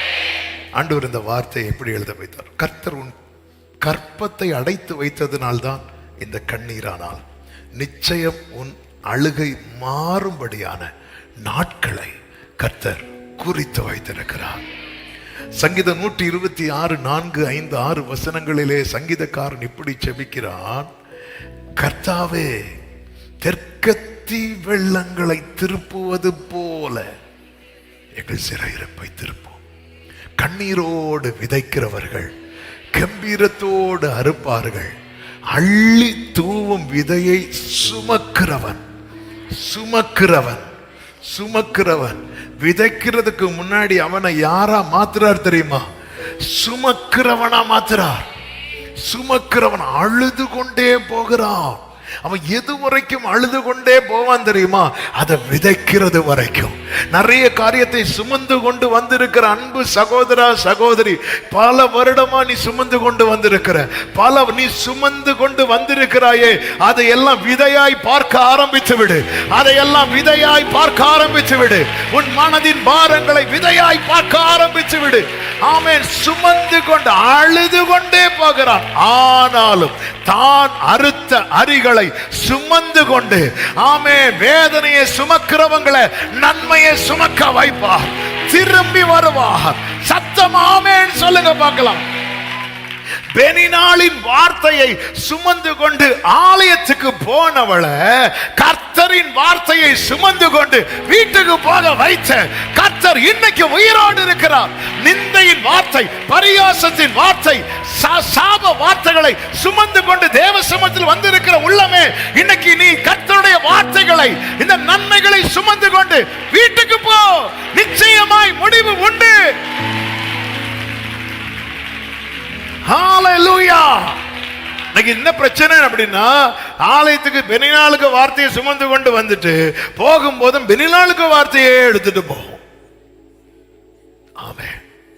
ஒரு மணிக்கூர் இருந்து கர்த்தருடைய வார்த்தையை கேட்டாலும் திரும்பி போகும்போது யாராவது ஒருத்தங்க சர்ச்சில், ஆனாலும் சிஸ்டர் நீங்க என்ன இப்படி ஏதாவது ஒன்று போட்டா அந்த போட்டதுதான் மைண்ட்ல இருக்கும். இன்னைக்கு தெரியுமா, நான் சர்ச்சில் இவங்க என்ன இப்படி சொல்லிட்டாங்க. இன்னைக்கு தெரியுமா, கர்த்தர் என்கிட்ட இப்படி சொன்னார். சொல்றோமா? ஆமென். பெனினாளின் வார்த்தையை தாங்க முடியாம சுமந்துட்டு வாரா. சுமந்து கொண்டு ஆண்டு சுமத்துல வச்சுட்டா. கர்த்தருடைய வார்த்தை வருது, அதை தூக்கிட்டு போறா.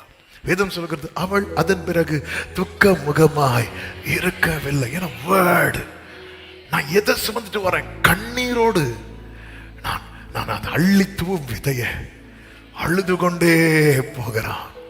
அதனால தான் அறுத்த அரிகளை சுமந்து கொண்டு கம்பீரத்தோடு வார்த்தையை சுமக்கிறவன் எப்படி வருவான் தெரியுமா? ஆமே ஆமே ஹalleluya. ஆமே. அள்ளி தூவும் அழுது கொண்டு தேவ சமூகத்துல பூனையா வர்றவன் புலியா திரும்ப போவான். ஹalleluya. ஆமே. அழுது கொண்டு, என்ன இப்படி சொல்லிட்டாங்க அப்படி சொல்லி எல்லாம் அழுது கொண்டுதான் உள்ள வரான். ஆமென். சனகரீப் சொன்ன வார்த்தையை கேட்டு அழுது கொண்டு தேவ சமூகத்தில் எசேக்கியா ராஜா வாரார். திரும்ப என்ன வேர்டோட திரும்பி போனார் தெரியுமா? யாக்கோபு கீழே வேர் பற்றி இஸ்ரவேல் பூத்து ஆமென் உலகத்தை பலனால் நிரப்பு நாட்டு திரும்பி கம்பீரத்தோடு போறான். ஆமென். சொல்லுங்க பார்க்கலாம். கர்த்தருக்கு மகிமை உண்டாவதாக.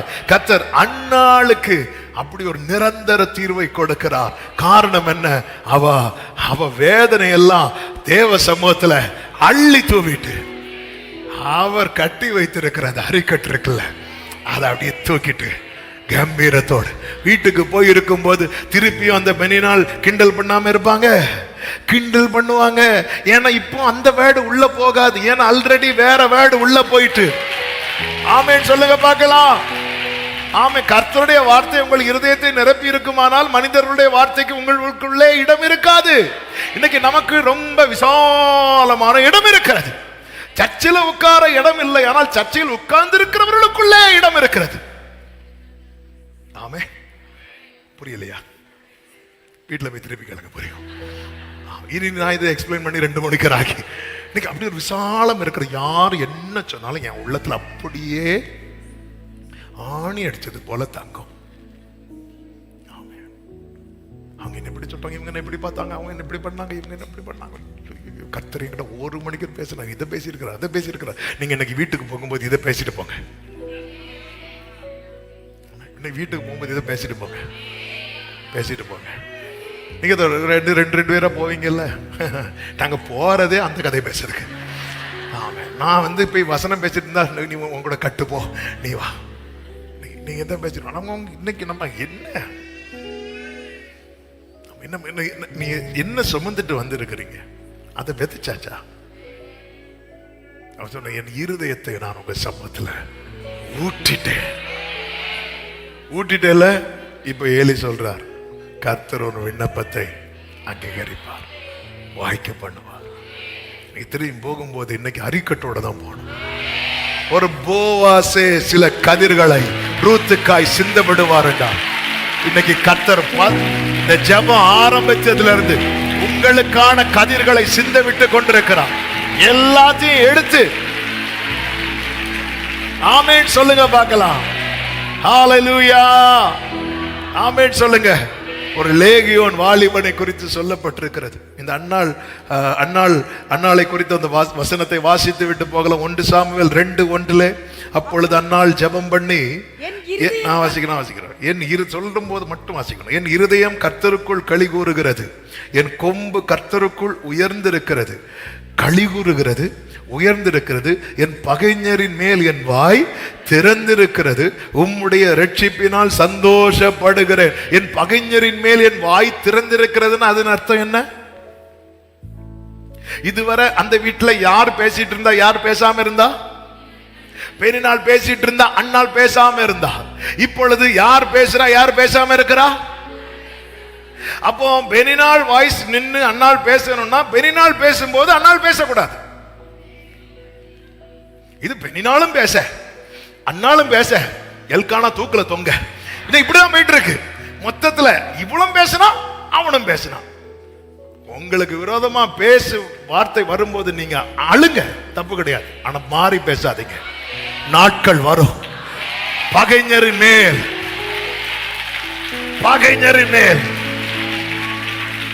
என் வாய் திறந்திருக்கிறது. மௌனமா இருக்க வேண்டிய ஒரு காலம் உண்டு, பேச வேண்டிய ஒரு காலம் உண்டு. எத்தனை பேர் நம்புறீங்க கர்த்தர் என்னை பேச வைப்பார்? நம்புறவங்க நல்ல கரங்களை தட்டி. ஆமா. அது பெனினால் பேசும்போது இவளும் பேச, இப்படி 2 பேரும் பேசினா எல்கானா இருந்து அழுதுட்டு இருக்கணும். ஆமே. இல்ல, பெனினால் பேசும்போது அன்னாள் அமைதியா இருக்கிறார். அன்னாள் அதுக்கு என்ன இருந்தா என்ன, அவருக்கு என்ன தானே பிடிக்கும் அப்படியெல்லாம் பேசவே இல்லை. அமைதியா. பெனினால் பேசும்போது அன்னாள் அமைதியா இருந்தா, பெனினால் அமைதியாகும்படி கர்த்தர் அன்னாளை ஒரு நாள் பேச வைப்பார். ஹல்லேலூயா, ஹல்லேலூயா. ஆமான் யூதருக்கு விரோதமான காரியத்தை தேசம் எங்க ஸ்ப்ரெட் பண்ணும் போது இந்த மொர்தெகாய் உட்கார்ந்திருந்து அழுதுட்டு தான் இருந்தான். ஒரு நாள் வந்தது, அன்னைக்கு ஆமான் முகத்தை தொங்க விட்டுட்டு போனான். பகைஞர் மேல வாய் திறந்தது. ஹல்லேலூயா. உம்முடைய ரட்சிப்பினால் சந்தோஷப்படுகிறேன். கண்ணீர் நிரந்தர தீர்வு.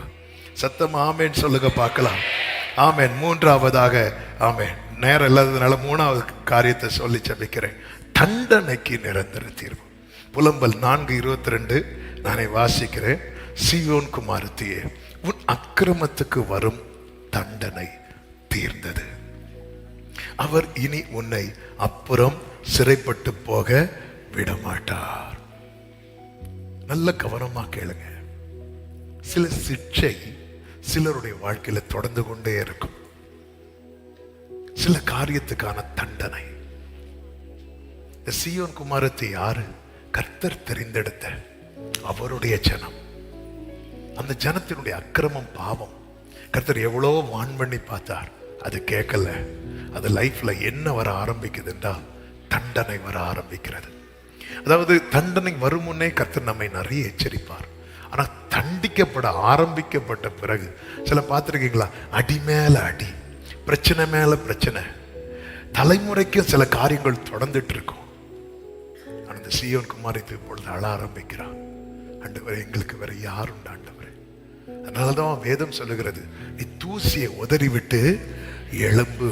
நீ தூசியை உதறி விட்டு எழும்பு. என்னதுன்னு அர்த்தம்? தூசி உன்னில் இறக்கும் வரைக்கும் தண்டனை தொடர்ந்து கொண்டுதான் இருக்கும். தண்டனைக்கு நிரந்தர தீர்வு உண்டு. உன்னில் உள்ள தூசியை மட்டும் நீ உதறி விட்டு எழும்பிட்டேன்னு வச்சுக்கோய, உன் தண்டனைக்கு கர்த்தர் முற்றுப்புள்ளி வைப்பார். சத்தம் ஆமேன்னு சொல்லுங்க பார்க்கலாம். ஆமேன். நீங்க அதுதான் சீயோன் குமாரத்தியே, உன் அக்கிரமத்துக்கு வரும் தண்டனை தீர்ந்தது.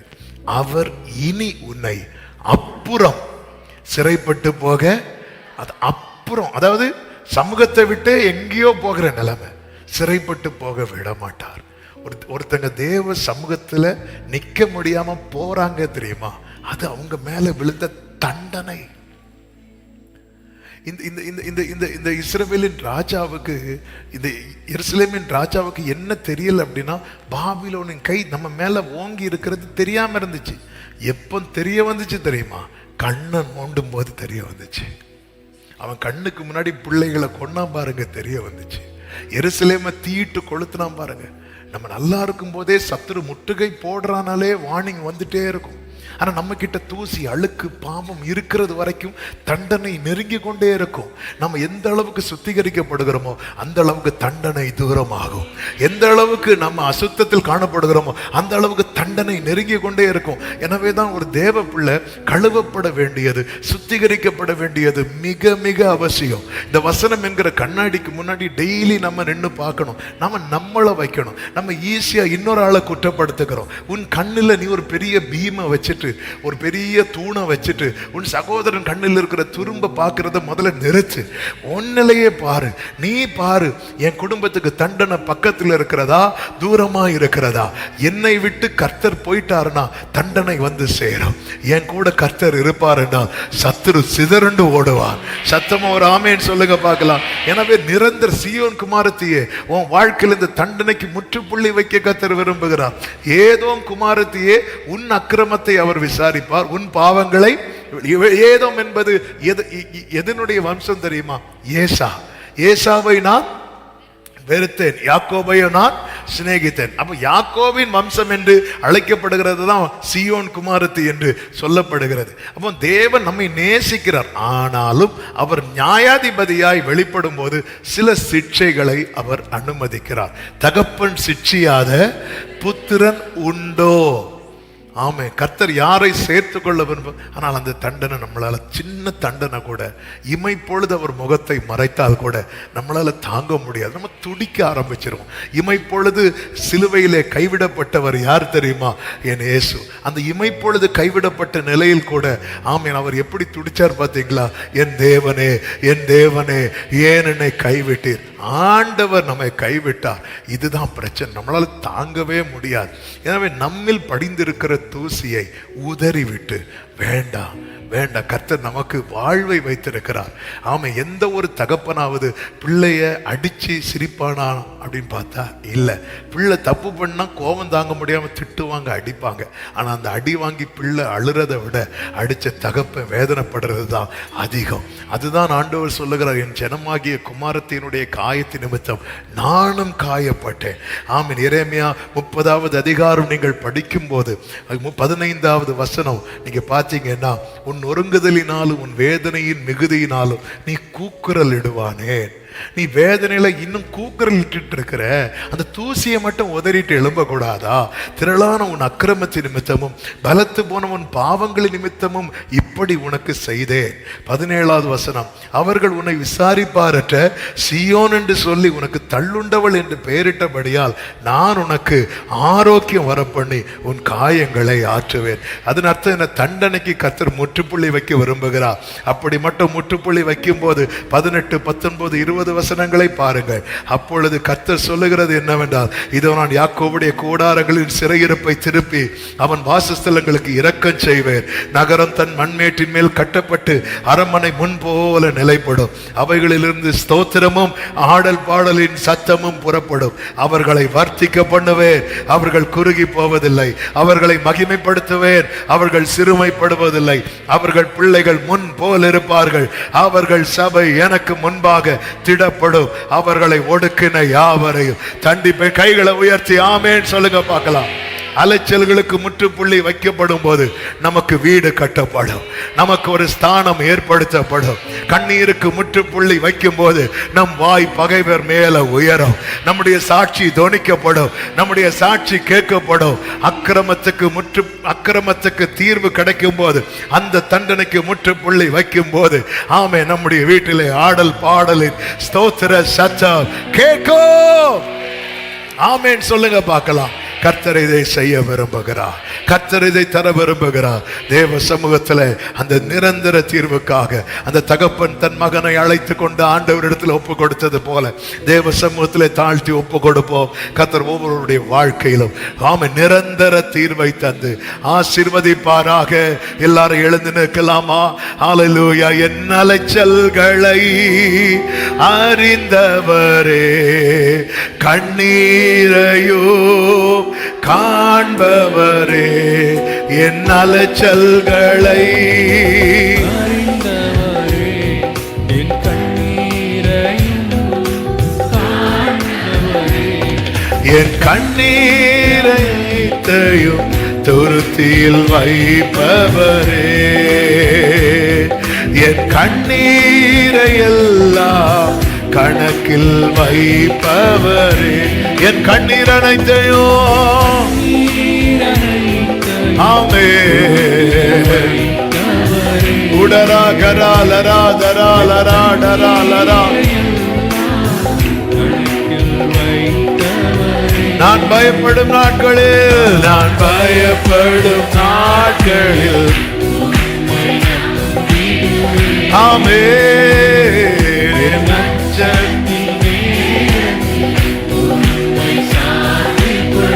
ஓ ஹல்லேலூயா.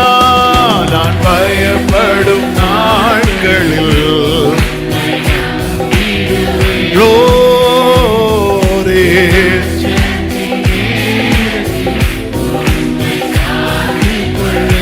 என்னை அழிக்க, என்னை அழிக்க எதிரின் கையில் வீழாமல் காத்தி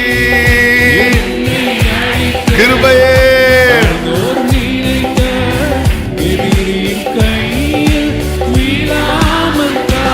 ஆமென். சத்துருக்கள் முன்பு பந்தியை வைத்து எண்ணெயினாலே அபிஷேகம் செய்தே.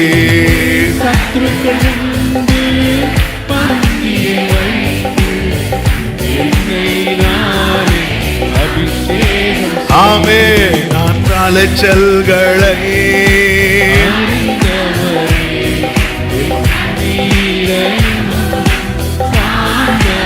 ஆமென், என் அலைச்சல்களை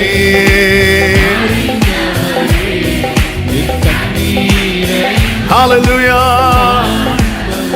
ஆமென். என் கண்ணீர் அனைத்தையோ நிரந்தர தீர்வை தருகிறவரே, நிரந்தர தீர்வை தருகிறவரே, நிரந்தர தீர்வை தருகிறவரே, நிரந்தர தீர்வை தருகிறவரே, நிரந்தர தீர்வை தருகிறவரே, நிரந்தர தீர்வை தருகிறவரே. என் அலைச்சல்களை, என் அலைச்சல்களை எண்ணி இருக்கிறவரே, எங்க திராணி உங்களுக்கு தெரியும் அப்பா. இனியும் அலைந்து திரிய பலன் இல்லை ஆண்டவரே, இனியும் கண்ணீர் வடிக்க பலன் இல்லை அப்பா. ஓ ஜீசஸ், என் கண்ணீர் அனைத்தையோ உடரா லரா தரா கரா லரா படா ரலா ராதரா ஏசையா, ஏசையா, என் கண்ணீர் அனைத்தையோ